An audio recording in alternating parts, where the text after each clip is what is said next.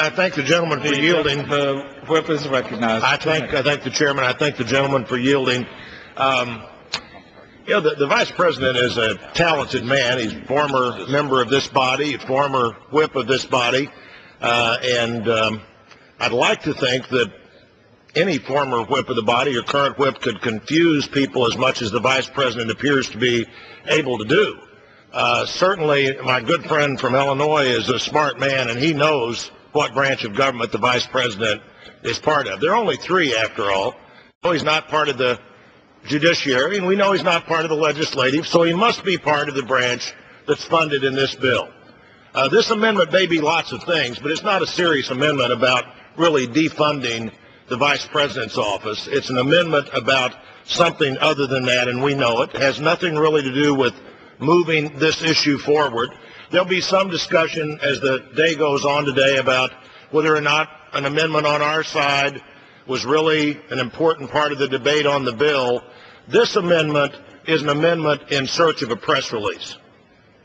In fact, let me take that back. This amendment is an amendment that's following a press release.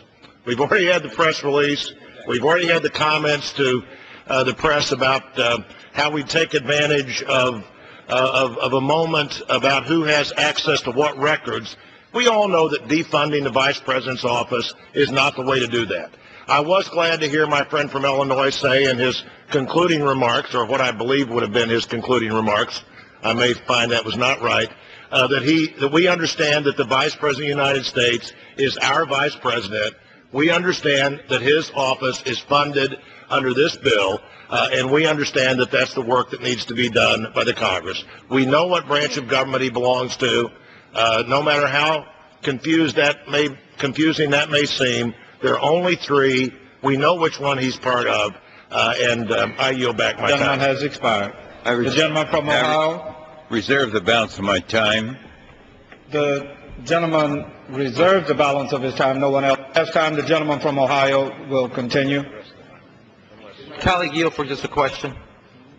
The gentleman from Ohio has the time. Colleague, yield. Sorry, just for a short question to the whip.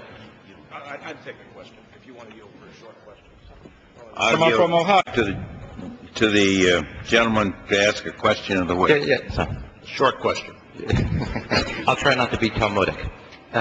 Question number one is, I do to the whip, minority whip, I would say to you that, of course, there's three branches of government. I don't think anybody in the room or the chamber needs that explanation. It's the vice president's lawyer that needs that explanation. Second is, if he is in the vice president's office, he should observe all the laws and regulations that come with that as it relates to the responsibility of that office.